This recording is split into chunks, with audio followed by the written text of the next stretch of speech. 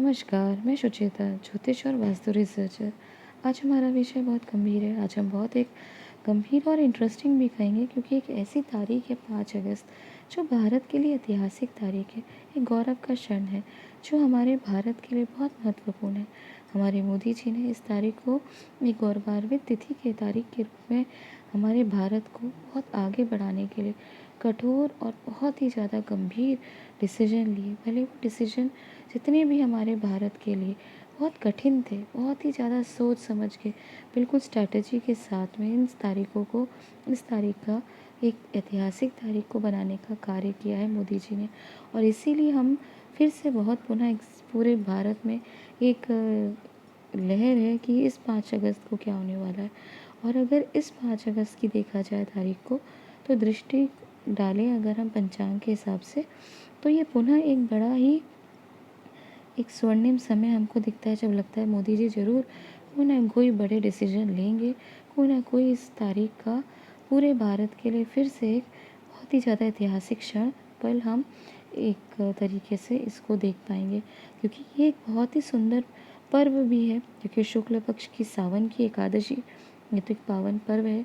और वहीं अगर नक्षत्र की बात की जाए तो चंद्रमा अभी गोचर करेंगे स्कॉर्पियो अर्थात वृश्चिक राशि के ज्येष्ठा नक्षत्र में। आप जानते हैं ज्येष्ठा नक्षत्र जो आकाश में यहाँ पे बिच्छू के डंक के यानी स्कॉर्पियो के जो डंक के रूप में इस नक्षत्र को देखा जाता है। तो आप ये मान के चलिए कि भारत में मोदी जी एक ऐसा ऐतिहासिक फैसला लेंगे जो पूरी तरीके से हमारे शत्रुओं को डंक इसका लगने वाला है। और बहुत बड़ा ये गंभीर इसका आगे जाके हमारे शत्रुओं को इसका जो है फल देखने को मिलेगा। क्योंकि आप जानते ही हैं हमारा सबसे बड़ा शत्रु पाकिस्तान। अब वहाँ पे आप कल की स्थिति देखिए किस प्रकार से वहाँ पे राइट और बहुत बड़ा वहाँ पे वॉक लॉन्ग वॉक किस तरीके लॉन्ग मार्च कहना चाहिए किस तरीके से पूरे पाकिस्तान में निकाला जाएगा।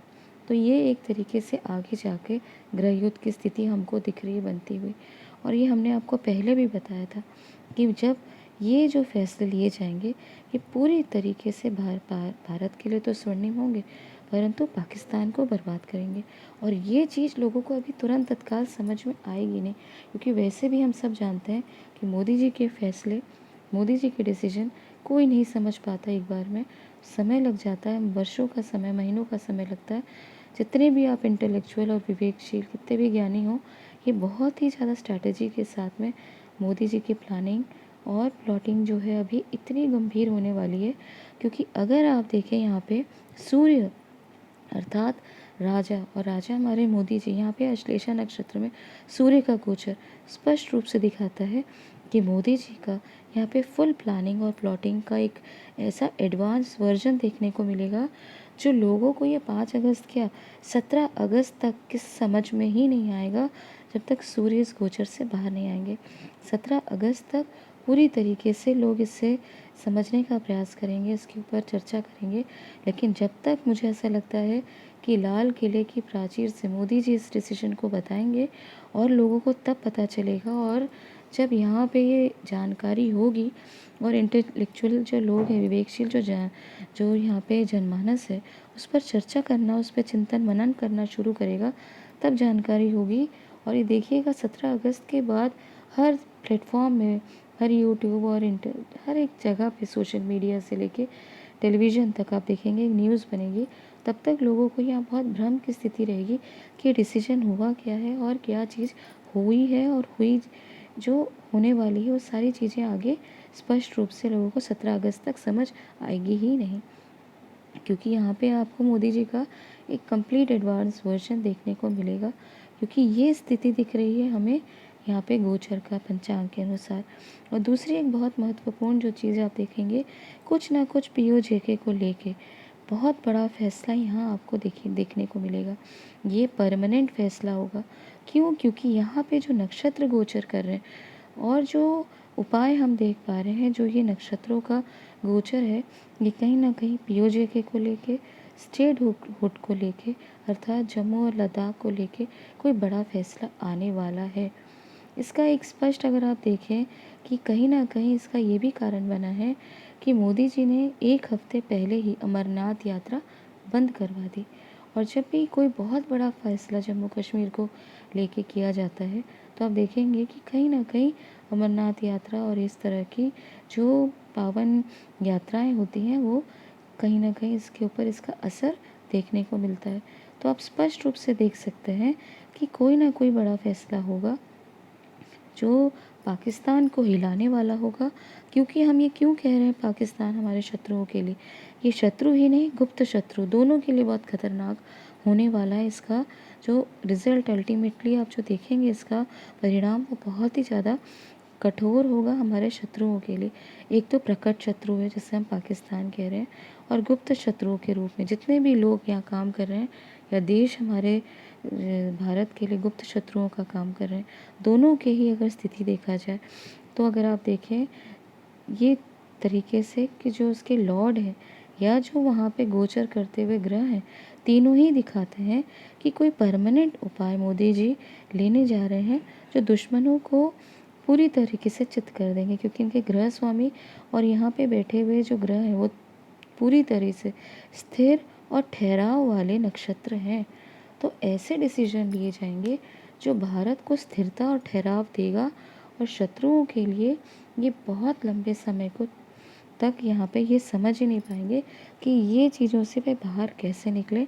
और कहीं ना कहीं ये बहुत ही ज़्यादा उनके लिए मारक परिस्थिति बनने जा रही है। यहाँ पे अमेरिका से भी हम जुड़ा हुआ देखते हैं कि कोई बहुत बड़ी जो है स्ट्रैटेजी मोदी जी लेंगे।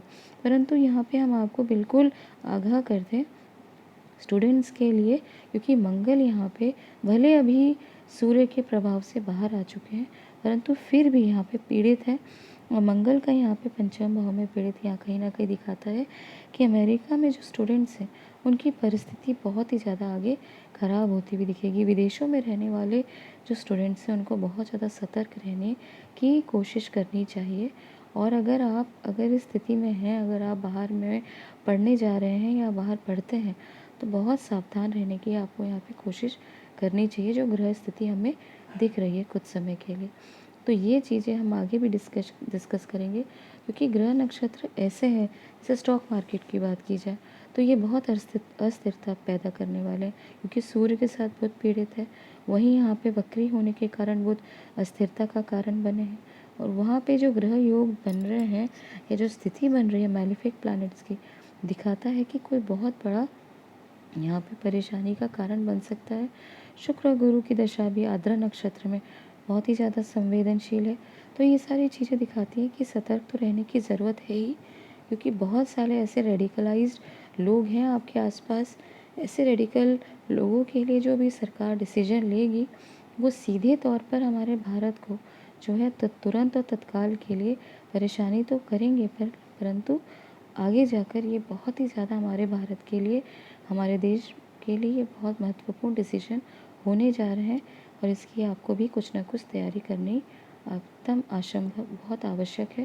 इसकी आप ज़रूर इसका चिंतन करिए जो हम आपको बताने का प्रयास कर रहे हैं। ये जानकारी यहीं तक। यदि जानकारी पसंद है तो चैनल को लाइक सब्सक्राइब ज़रूर करें। धन्यवाद।